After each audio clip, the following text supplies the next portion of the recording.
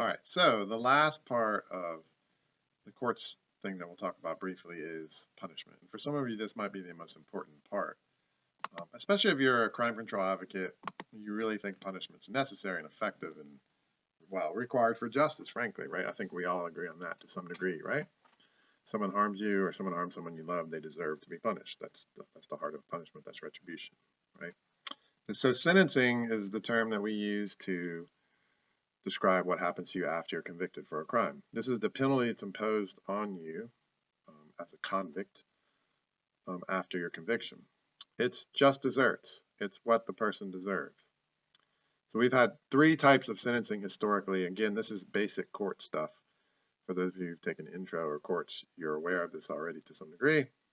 We have determinate sentencing, which is based on the crime. So everyone convicted of the same crime gets a very similar sentence based on, their past record and that sort of thing. Indeterminate sentencing is a range, minimum, maximum, based on the severity of the crime and your past record. And then mandatory is a minimum sentence. You have to serve this sentence if you're convicted. And the best example of that is 3 strikes. So you'll see a discussion of the advantages and disadvantages of each in your PowerPoint slideshow. 3 strikes were upheld in 2 cases to the Supreme Court. It's pretty astonishing stuff, where one person got a sentence of 25 years to life for stealing golf clubs from a golf course. 25 years to life.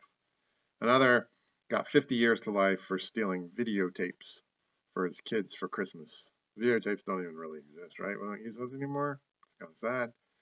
He stole some videotapes for his kids for Christmas present. Got 50 years to life. Supreme Court upheld this because they said, look, we are not going to second guess the legislatures of states. So, for example, California, if the people voted for these legislatures and the people support 3 strikes, then we're not going to intervene. The argument was it was unfair or excessive punishment, which would be a violation of the 8th Amendment. The Supreme Court disagreed and said it's appropriate as long as the legislatures think it's appropriate. Now, since then, states have turned around and said they don't really like 3 strikes laws. You look at California in particular. There's some readings in your PowerPoint slideshow about California.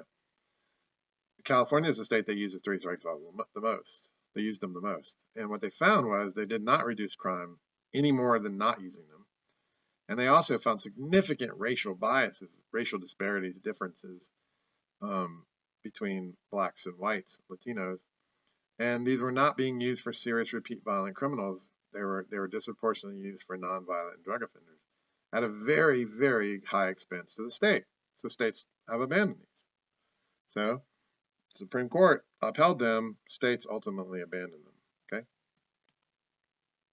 Now, in terms of your major methods of punishment, this is basic correction stuff. If you've taken corrections, there are fine professors at App in our department, some of the best in the country actually in corrections. We have anything from probation to the death penalty. So, and there's of course punishments less than probation too, like fines and things like that. But probation means you are going to serve your time in the community under certain rules that you have to follow. You probably know someone who's done this. Maybe you've done it yourself. The death penalty is the ultimate justice for the ultimate crime of murder, right? And be aware, the only crime you can actually be executed for these days in the United States is murder. Someone has to die.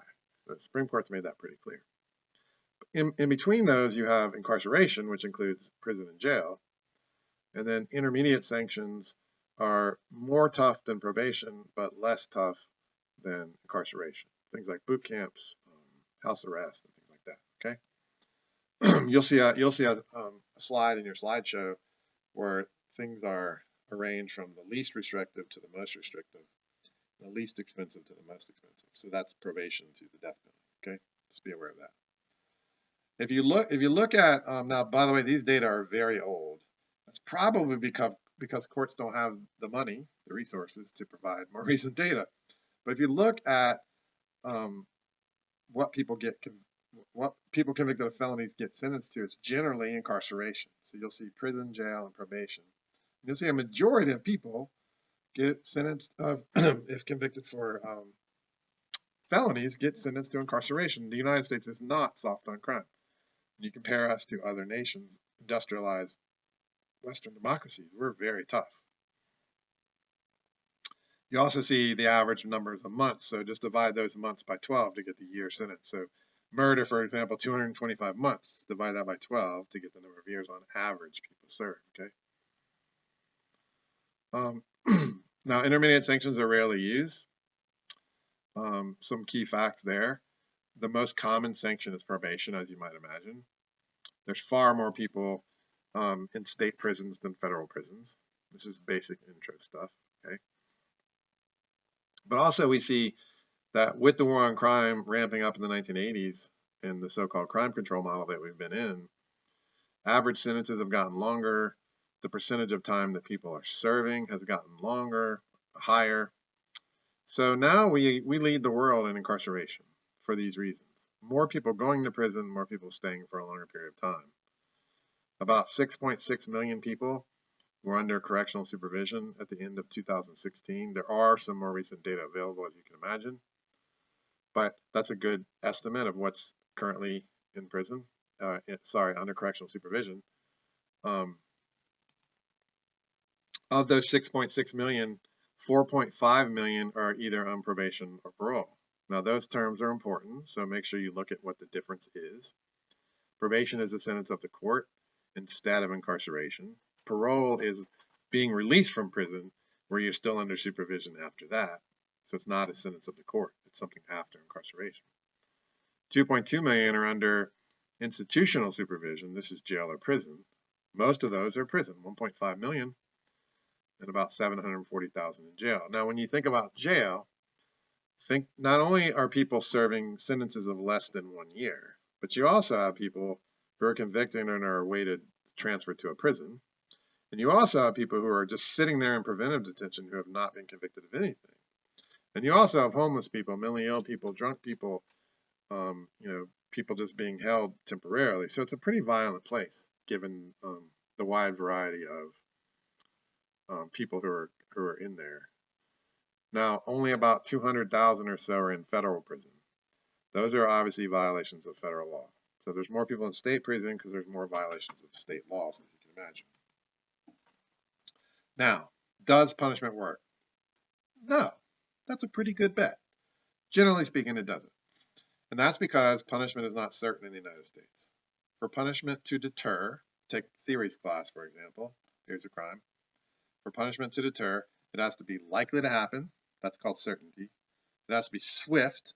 It has to occur quickly after the crime. That's called swiftness or celerity, like celery, celerity.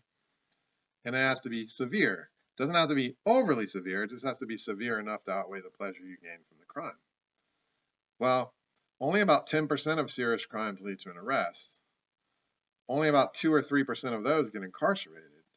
So the odds of getting caught are 10%, and the odds of getting incarcerated are 2 to 3%.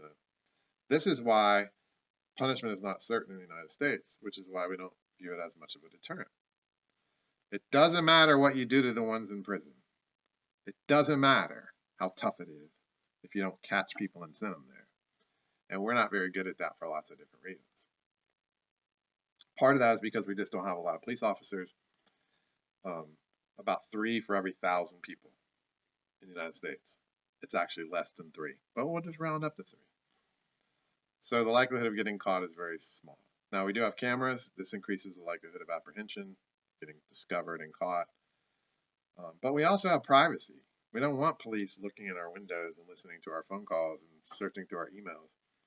We like our freedom too, so we have to balance, our due process rights and our civil liberties and freedoms with our interest in serving justice by having lots of police arresting people. Okay.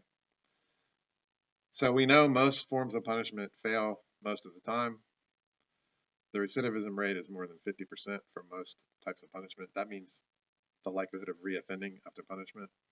Some criminal justice interventions do work, so you'll see some of those discussed in the PowerPoint slideshow. This comes from a national study, by the way. You can look it up, called What Works.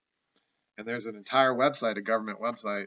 You just search for what works in crime prevention. You'll find this website. It has a lot of good information about the things that do work. Most things don't. Okay. So punishment's largely ineffective. Now then, the last major issue is the issue of bias. The good news, finally some good news, we don't see a lot of bias in criminal punishment. And that's because what determines the length of your sentence is the seriousness of the crime and your prior record. These are two legal factors. That's what's supposed to determine it, okay? So we don't see a lot of difference by race of offender, class of offender, and that sort of thing. Murderers get treated like murderers. Rapists get treated like rapists. Burglars get treated like burglars, regardless of race, class, etc. Now there are some cases where we do see differences in some places and in some types of crimes, and this is discussed pretty extensively in Chapter 6. That's called, contextual discrimination. Discrimination in some places. So things like drug cases, 3 strikes, and interracial crimes. We do see significant problems there with discrimination. And that means those places need to work to eliminate those biases. But I do want to point out one thing that's consistent with innocent bias here. It is good. It is what we want, that legal factors determine the length of your sentence. That's what we want. We don't want biases and discrimination to determine it. But if the seriousness of the crime determines your sentence, that means that what is considered serious determines your sentence. Well, who determines that? Lawmakers, right? And that's where innocent bias comes in. If lawmakers define some things as serious and others not, then logically what worms, wealthy, white, old, rich men, worms, what they determine to be serious in the law is going to be in their interest. That's what we talked about, right? It's a logical assertion. So if seriousness of the crime determines your sentence, then it still allows for a bias to come in, but it's a bias of the law, okay? Length of record is determined by how much crime you commit. So people who've had their chances, who should have learned their lesson and haven't, should receive longer sentences. However, what also determines the length of your record is how many police are in your neighborhood and who they're looking for. So this allows things like racial profiling, things like that to have an effect. So yeah, it's good that legal factors determine your sentence, but it also allows for innocent bias because lawmakers determine how serious your crime is, and police in part determine how long your record is. So this is the institutional bias that's built into our institutions of police and the law, and also it's innocent bias that comes from the law itself, okay? So it's not all good news. What I propose at the end of the class and in terms of reforms for making things better is that we just define crimes based on the actual amount of harm they cause. So something's very serious if it kills a lot of people. Something's very serious if it leads to a lot of property loss, regardless of who does it. That would eliminate innocent bias, and we'd stop seeing these types of institutional biases and discrimination as well. Okay. All right. I'm gonna stop there. Remember, if you have any questions, please reach out, and I'm happy to Zoom with you as well if you want to do a group session or a one-on-one, what have you.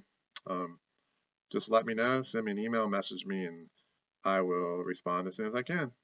Hope you guys are staying safe and active to the degree you can.